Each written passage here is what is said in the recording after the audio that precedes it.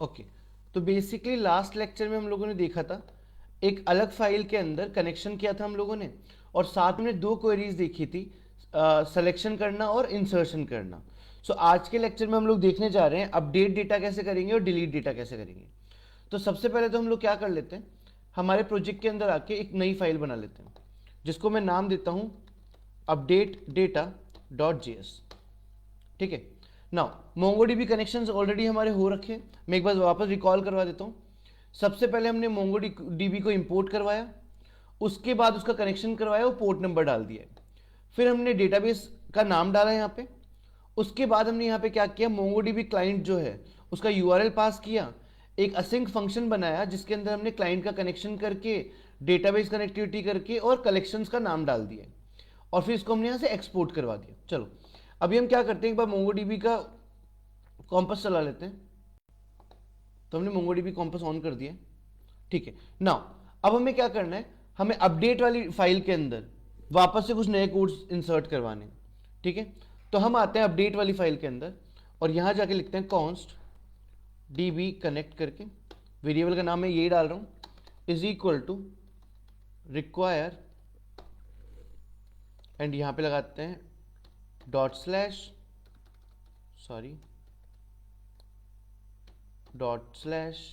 और साथ में यहाँ पे फाइल का नाम डालते हैं मोंगोडीबी कनेक्शन। यही था, परफेक्ट। सो यहाँ पे हमने फाइल को हमारा इंपोर्ट कर लिया है। ठीक है, सेव कर लेते हैं, साथ में एक बार देख लेते हैं कॉम्पस चालू हो गया क्या, हो गया। यहाँ से इसको कनेक्ट कर लेते हैं। चलो कनेक्ट करने के बाद हम सबसे पहले चलाते हैं यहाँ पे नोडमोन, और फाइल का नाम है हमारा update data dot JS.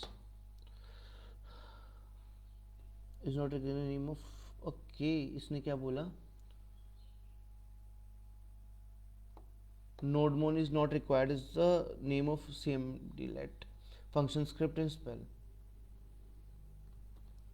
Okay, spelling mistake थी, परफेक्ट। तो नोडमोन हमारा चालू हो चुका है।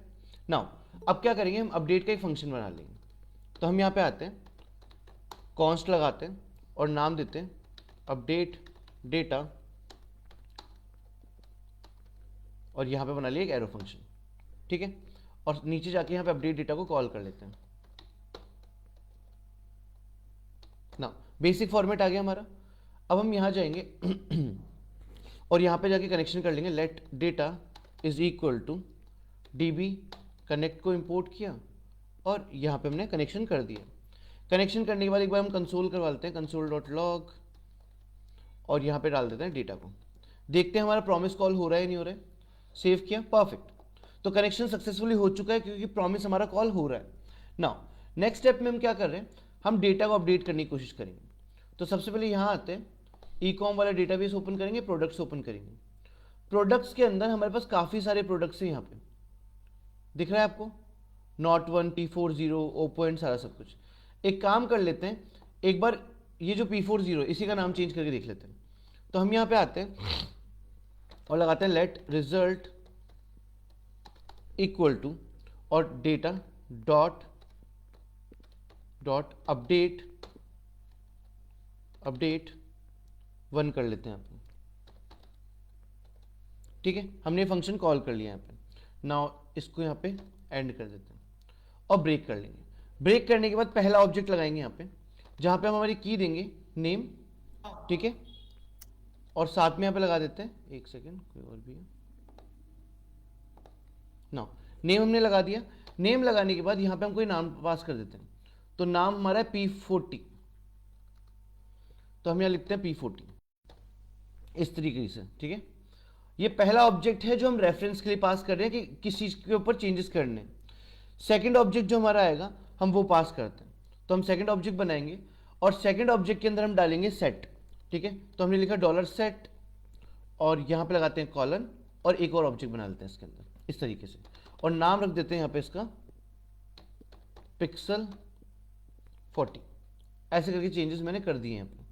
सही, नाउ ये चेंजेस हमारे हो गए हैं, but hopefully it's not recommended कि ये चेंजेस अभी होंगे क्योंकि यहाँ पे अवेट नहीं है। ठीक है, कहीं पे भी असिंक अवेट नहीं लगाया हुआ है। तो हम क्या करेंगे, सबसे पहले यहाँ पे असिंक अवेट लगाएंगे।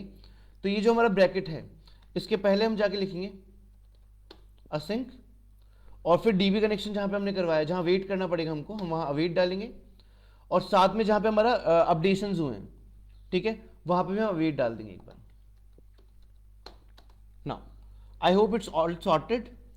अब एक काम करते हैं, ये करने के बाद हम कंसोल हमारा करवाना पड़ेगा हमको, एक कंसोल करवा लेते हैं, ये डेटा यहाँ से हटा लेते हैं कंट्रोल एक्स करके, और इसको ले जाते हैं इस ब्रैकेट के बाहर यहाँ पे, और यहाँ जाके हम प्रिंट करवा लेते हैं रिजल्ट को, सेव करते हैं। ठीक है, इसने बोला, देखो नीचे आप चेक कर सकते हो, एक्नॉलेज ट्रू हो चुका है, साथ में मैच काउंट 1 हुआ है, ठीक है, और इसने अपडेट कर दिया, मॉडिफाई काउंट 1 हो गया। अब जाके चेक करते हैं, मैं यहाँ पे वापस जाके फाइंड पे क्लिक कर देता हूँ, आप देख सकते हो P40 जहां लिखा था अब वो पिक्सल 40 हो चुका है। सही, इस तरीके से हम चीज़ों को चेंजेस प्रोवाइड करवा सकते हैं। अब अगर मान लीजिए मुझे पिक्सल 40 का प्राइस या कुछ भी और चेंज करना है, तो how I can do that, या मल्टीपल चीज़ों पे काम करना है तो हम वो कैसे कर सकते हैं। तो मैंने यहाँ बोला कि जिस चीज़ का नाम मैंने पिक्सल 40 किया है, यहाँ वो डाल देता हूँ, उसका नाम वापस से मेरे को करना है P40 इस तरीके से, ठीक है, और P40 करने के बाद इसका प्राइस यहां पे मैं सेट कर रहा हूं 10 रुपीज, ऐसे करके सेव किया मल्टीपल अपडेट्स के लिए। इसने बोला सेव चेंजेस हो चुके हैं, हम जाके वापस मोंगोडीबी कॉम्पस चेक कर लेते हैं, फाइन, आप देख सकते हो प्राइस का 10 रुपये आ चुका है और P40 नेम चेंज हो चुका है। तो इस तरीके से आप मल्टीपल कॉलम्स भी अपडेट एक साथ में कर सकते हो। ठीक है, अगर आपको करना है फॉर एग्जाम्पल मान लीजिए मल्टीपल डेटा को अपडेट, मतलब अगर आपको, जैसे मैं समझाता हूं, यहाँ पे हमारे पास है नॉट वन बहुत सारे हमारे पास, ठीक है, 2 नॉट वन है हमारे पास, तो हम यहाँ जाते हैं और यहाँ पे नाम डालते हैं नॉट वन, और इस जगह से मैं एक बार नेम हटा रहा हूँ और मैं प्राइस लेके जा रहा हूँ 10 रुपये, सेव किया, इसने मॉडिफाई किया, मॉडिफाई करने के बाद आपको मैं चेंजेस दिखाता हूँ, दिख रहा है, यहाँ पे 2 नॉट वन थे, लेकिन दोनों नॉट वन में से सिर्फ पहला नॉट वन अपडेट हुआ है। तो काफी जगह पे इंटरव्यू में पूछा जाता है कि अगर अपडेट वन फंक्शन से डेटा को अपडेट किया जाए और मल्टीपल डेटा एग्जिस्ट करते हैं तो कौन सा डेटा अपडेट होगा। तो आप बोल सकते हो जो फर्स्ट अकरेंस है, फर्स्ट अकरेंस मतलब पहली बार जो डेटा दिख रहा है वो अपडेट होगा, दिख रहा है पहला नॉट वन अपडेट हो चुका है। अगर इसके बाद हम क्या करें, यहां पे अपडेट 1 हटा देते हैं और यहां लगाते हैं अपडेट मैनी, ठीक है, और यहां पे हम दे देते हैं एक बार 20 रुपीज। अब सेव करते हैं, आप देख सकते हो इस बार मॉडिफाइड काउंट है 2, आप लोगों को क्लियर दिख रहा होगा, मॉडिफाइड काउंट 2 है। तो जो डेटा अपडेट हुए वो दोनों डेटा अपडेट हुए इस बार, ये नॉट वन ये वाला भी अपडेट हो गया और साथ में ये वाला भी अपडेट हो गया। ठीक है, इस तरीके से आप मल्टीपल डेटा को अपडेट्स करवा सकते हो। अब हम बात करते हैं डिलीट डेटा की, तो हम जाते हैं और यहां पे एक नई फाइल बना लेते हैं, डिलीट डेटा डॉट जेएस, और हमारा जो इंपोर्ट है हम वो यहां से ले लेते हैं, ले लिए, और साथ में एक बार नोडमोन को भी बंद कर देते हैं। टर्मिनल पे जाते हैं, न्यू टर्मिनल ओपन करते हैं वापस से, cd my first project nodemon, और फाइल का नाम है delete data.js। ठीक है, मैंने इसको स्टार्ट कर दिया। अब हम क्या करने जा रहे हैं, हम डिलीट करना सीखेंगे मल्टीपल एंड सिंगल डेटा। तो हम यहां पे आएंगे और यहां पे आके हम बना लेंगे, हम सबसे पहले फंक्शन const delete डेटा, ये हमारा एरो फंक्शन बन गया यहाँ पे। उसके बाद हम यहाँ लगा लेते हैं एक बार के लिए कंसोल डॉट लॉग और चेक कर लेते हैं फंक्शन काम कर रहा है क्या। ठीक है, सो नोडमोन हमने रन किया है, ओके ना, कंसोल डॉट लॉग पे, अच्छा फंक्शन कॉल नहीं किया ना हमने, हम इसको कॉल करते हैं एक बार, परफेक्ट। तो फंक्शन हमारा प्रॉपरली काम कर रहा है। अब इसमें फंक्शनैलिटी ऐड कर देते हैं हम लोग। तो मैं कंसोल डॉट लॉग हटा रहा हूँ, यहाँ से लगा रहा हूँ let data is equal to await, and यहाँ पे डाल देते हैं असिंक, इस जगह पे आएंगे और यहाँ पे डाल देंगे डीबी कनेक्ट। डेटाबेस कनेक्टिविटी हो गई। डेटाबेस कनेक्टिविटी करने के बाद डेटा को डिलीट करना है, तो let result equal to await data dot delete 1, और डिलीट 1 पे जाते हैं, यहाँ पे जाके और हम लोग नाम दे देते हैं हमारा, फॉर एग्जांपल हमको सिंगल प्रोडक्ट डिलीट करना है जो कि P40 है, ठीक है, तो डिलीट वन के अंदर हम यहाँ डालेंगे नाम एंड दैट इज P40। सही।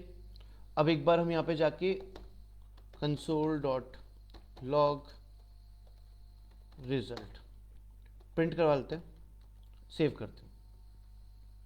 तो इसने बोला acknowledge true and delete count 1। Check कर ले एक बार डिलीट हुआ है कि डेटा। फाइंड पे क्लिक करते हैं, परफेक्टली वो डिलीट हो चुका है। ठीक है, सो अगर आप चाहें तो यहाँ पे कंडीशन भी लगा सकते हैं कि if acknowledge is equal to, इस तरीके से ये भी लगा देते हैं वापस से। अगर रिजल्ट डॉट एक्नॉलेज्ड आता है तो हम लिखवा देंगे console.log